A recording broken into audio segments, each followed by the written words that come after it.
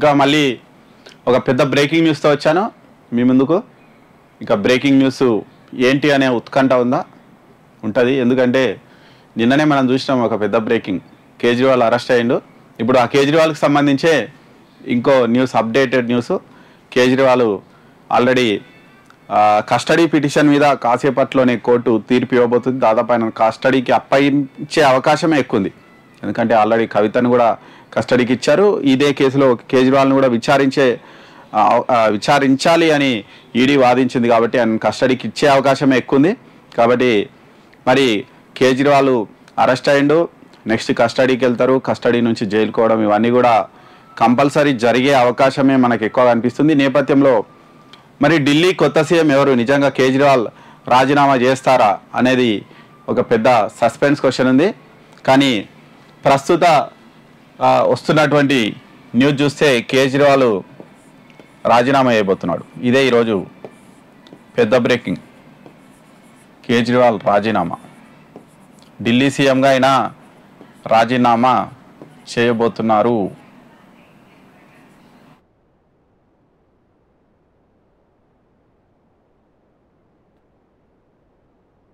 కేజ్రీవాల్ రాజీనామా చేయబోతున్నారు. మరి కేజ్రీవాల్ నిజంగానే రాజీనామా చేస్తారా, అసలు ఏంటి, ఎందుకు రాజీనామా చేయాలి అనేది అంతా మనం ఒకసారి ఇప్పుడు డిస్కషన్ చేసే ప్రయత్నం అయితే చేద్దాం ఇప్పుడు. ఓకే,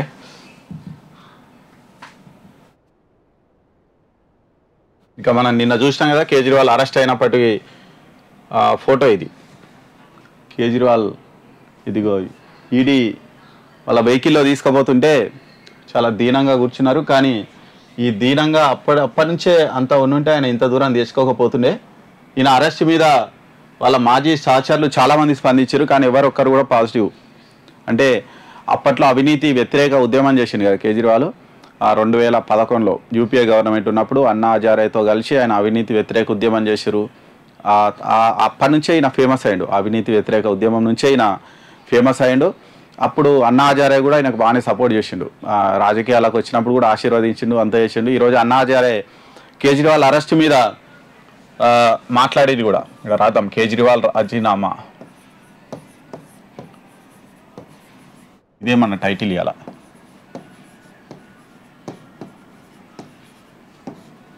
కేజ్రీవాల్ రాజీనామా చేయడం అయితే కన్ఫర్మ్ అయిపోయింది, రాజీనామా చేస్తాడు. సరే, అన్నా హజారే గురించి మాట్లాడుతుండగా అన్నా హజారే ఈరోజు ఒక మీడియా ఛానల్తో మాట్లాడిండు.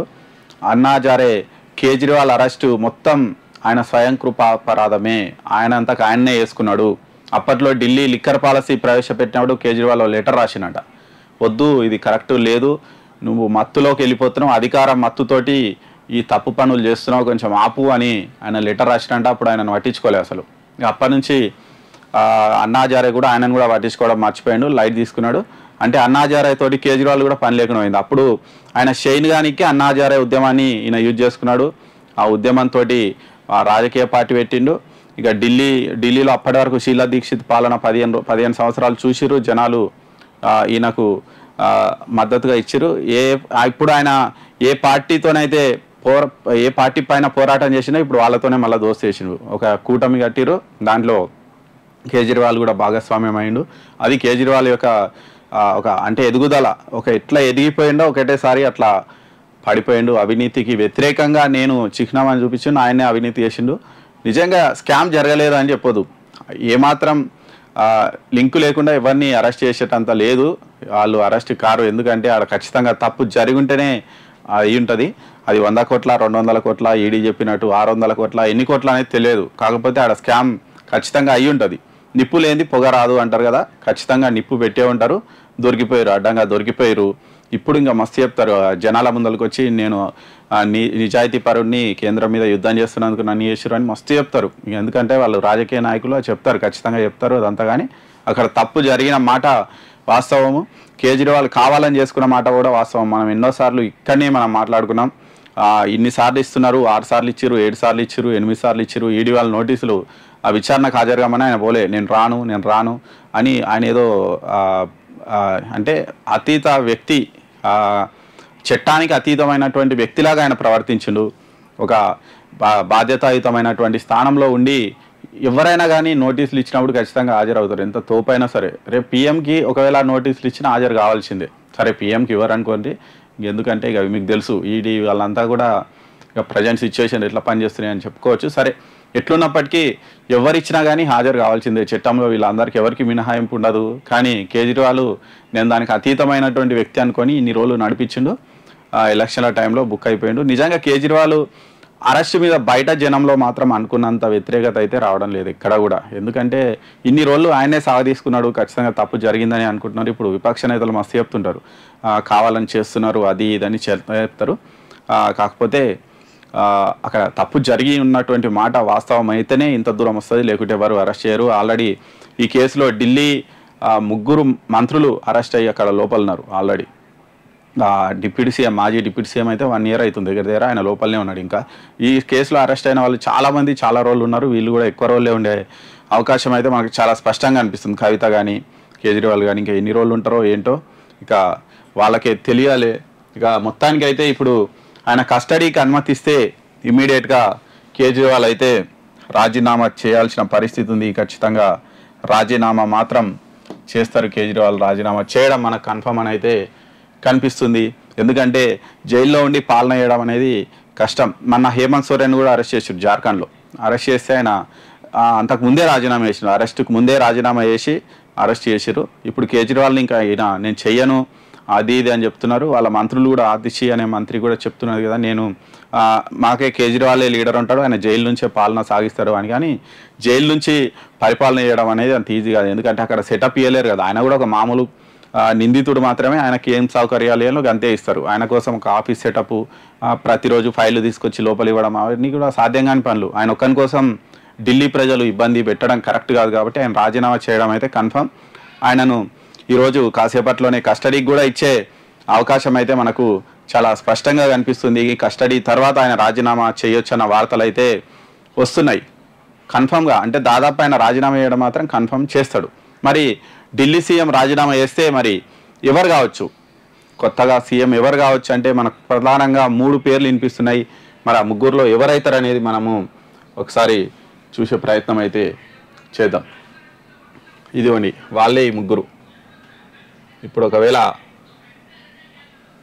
కేజ్రీవాల్ కనుక రాజీనామా చేస్తే వీళ్ళే ఎవరో ఒకరు సీఎం అయ్యే అవకాశం అయితే మనకు స్పష్టంగా కనిపిస్తుంది.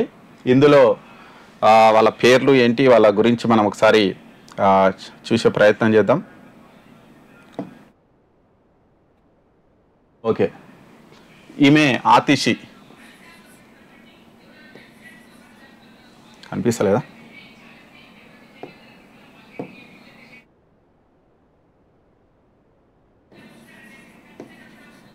ఈమె ఆతిషి విద్యాశాఖ మంత్రిగా పనిచేస్తున్నారు. ఢిల్లీ విద్యాశాఖ మంత్రిగా చాలా ఫేమస్ కూడా ఈమె విద్యాశాఖ మంత్రి. అంటే ఆప్లో చాలా కీలక నేతగా ఉన్నటువంటి వ్యక్తి ఈమె. ఆతిషి విద్యాశాఖ మంత్రిగా పనిచేస్తున్నారు. కేజ్రీవాల్ తర్వాత ఈమెనే నెంబర్ 2 అని చెప్తుంటారు. ఈమె దాదాపు సీఎం అయ్యే అవకాశాలు ఎక్కువ ఛాన్స్ ఉన్నటువంటి దాదాపు ఒక 60% వేసుకొని 60% ఛాన్సెస్ ఈమెకే ఉన్నాయని చెప్తున్నారు. మరి కేజ్రీవాల్కు చాలా నమ్మకమైనటువంటి వ్యక్తి ఆతిషి. మొన్న కేజ్రీవాల్ అరెస్ట్ అయినప్పుడు కూడా చూసినాం, ఇమ్మీడియట్గా ఈమెనే స్పందించారు. మాకు సీఎం కేజ్రీవాలే, ఇంకెవరు ఉండరు, ఒకవేళ ఆయన అరెస్ట్ చేసినా ఆయనే కొనసాగుతారని చెప్పారు. ఎంత చెప్పినప్పటికీ ఆడ సాధ్యమయ్యే పరిస్థితులు మాత్రం కాదు. ఆయనను తీసుకుపోయి లోపలేస్తే ఇంకెప్పుడు బయటకు వస్తాడో తెలియదు మరి కేజ్రీవాల్. కాబట్టి అప్పటి వరకు ఆతిషి సీఎంగా ఉండేటువంటి అవకాశం అయితే మనకు చాలా స్పష్టంగా అనిపిస్తుంది. సరే ఆతిషియా ఇంకెవరా అనేది. కాకపోతే ఈమె మీద ఆమె అంటే జనాల్లో కూడా మంచి పాపులారిటీ ఉన్నటువంటి లీడరు. అప్పటి నుంచి ఆమె అవినీతి వ్యతిరేక ఉద్యమం నుంచి కూడా కేజ్రీవాల్తో నడిచింది. ఆమె ప్రామిట్ మనిషి అని కూడా చెప్తుంటారు. కేజ్రీవాల్కు చాలా సన్నిహితురాలని చెప్తారు.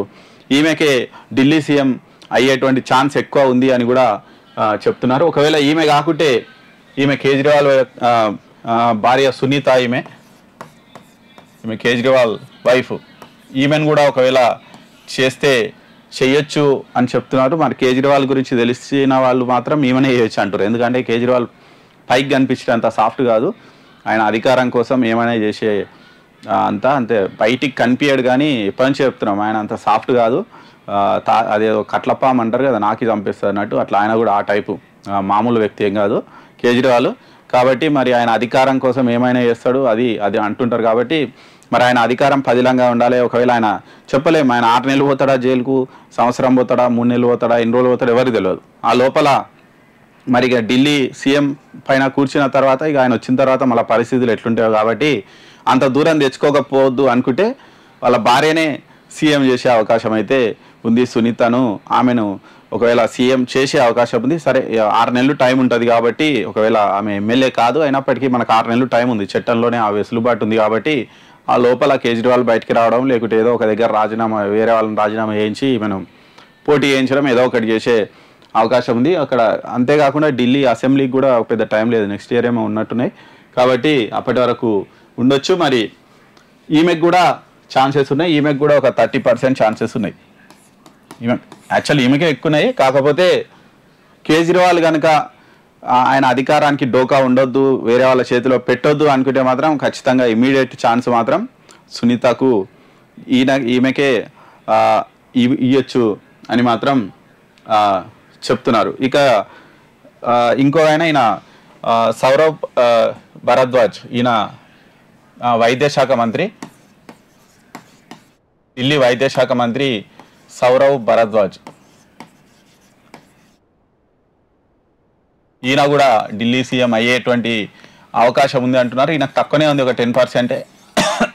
ఈయన కూడా ఆప్లో చాలా కీలకంగా ఉన్నాడు కాబట్టి ఈయన మీద కొంచెం వివాదాలు అవి అయితే ఉన్నాయి. ఏదైనప్పటికీ ఒకవేళ లేడీస్ని కాకుండా ఒకవేళ జెంట్స్ను సీఎం చేయాలి ఢిల్లీకి అనుకుంటే ఇమీడియట్ ఛాన్స్ మాత్రం ఈయనకు ఉంది. సౌరవ్ భరద్వాజ్కు ఛాన్స్ ఎక్కువగా కనిపిస్తుంది ఒకవేళ జెంట్స్ని కనుక సీఎం చేయాలనుకుంటే. కాకుంటే ఆయనకు తక్కువనే, ఒకవేళ జెంట్స్ అనుకుంటే మాత్రమే ఆయనకు ఆప్షను, లేదు అంటే వీళ్ళిద్దరిలో ఎవరు మాత్రం సీఎం కావచ్చు. ఆతిషికే ఎక్కువ ఛాన్సెస్ ఉన్నాయి. ఇక కేజ్రీవాల్ ఆయన మాస్టర్ మైండ్ వాడి మళ్ళా బ్రెయిన్ కనుక వాడితే సునీత కేజ్రీవాల్ ఈమె ఢిల్లీ సీఎం అయ్యేటువంటి అవకాశం అయితే ఉంది. మరి ఎవరైతారు ఈ ముగ్గురిట్లో అనేది మనకు ఇవాళ రేపట్లో క్లారిటీ వచ్చే అవకాశం ఉంది. ఆయన రాజీనామా చేయడం గ్యారంటీ. ఆయన కాసేపట్లో కస్టడీకి కూడా ఇచ్చే ఛాన్స్ ఎక్కువ ఉంది కాబట్టి ఆయన కస్టడీ ఇచ్చి ఆయన కస్టడీకి వెళ్తే ఇమీడియట్గా రాజీనామా చేయొచ్చు. ఆయన రాజీనామా చేసిన వెంబడే ఇలా ముగ్గురులో ఎవరో ఒకరు అయితే సీఎం అయ్యే అవకాశం ఉంది. ఆల్రెడీ దీని మీద ఆప్లో కూడా చర్చలు జరిగినట్లు సమాచారం. ఆల్రెడీ కేజ్రీవాల్ కూడా ఒక క్లియర్ ఆలోచనతో ఉన్నట్టు కూడా మనకు తెలుస్తుంది. ఇక వీళ్ళంతా కూడా కస్టడీ తర్వాత అంతా తిహార్ జైలుకు వెళ్ళే అవకాశం ఉంది. ఆల్రెడీ వీళ్ళందరూ కూడా అక్కడనే ఉన్నారు. ఈ మనోజ్ సిసోడియా ఇంకా వీళ్ళ కేజ్రీవాల్ యొక్క మంత్రివర్గ సహచరులు మొత్తం అక్కడనే ఉన్నారు. ఇక వీళ్ళందరూ కూడా అక్కడ హాయిగా మాట్లాడుకోవచ్చు. కవితక్కను కూడా అక్కడికే తరలించే అవకాశము కనిపిస్తుంది. మొత్తానికైతే ఒక చిన్న కాదు, ఎవరు నన్ను పట్టుకోలేరు అని చాలా మాస్టర్ మైండ్ ఆయన ఐఐటీలో చదివింది కదా, ఆ ఐఐటీ మైండే ఉపయోగించి ఏదో పెద్ద స్కెచ్ చేసింది. కానీ ఆ స్కెచ్ అట్టర్ ఫ్లాప్ అయిపోయి ఇప్పుడు ఇట్లా జైలు పాలు అయిపోయిండు కేజ్రీవాల్. మరి ఇక నెక్స్ట్ ఏం జరుగుతుందో చూడాలి. మొత్తానికి ఇదైతే మనకు ఢిల్లీలో లేటెస్ట్ అప్డేట్స్, అంటే ఎవరు సీఎం కావచ్చు కేజ్రీవాల్ రాజీనామా తర్వాత అనే దాని మీద మనకు ఉన్నటువంటి సమాచారాన్ని మీకు అందించే ప్రయత్నం అయితే చేశాం. మళ్ళీ ఏమైనా అప్డేట్స్ వస్తే మళ్ళీ మీ ముందు ఖచ్చితంగా వస్తాం. అప్పటి వరకు సెలవు. Thank you.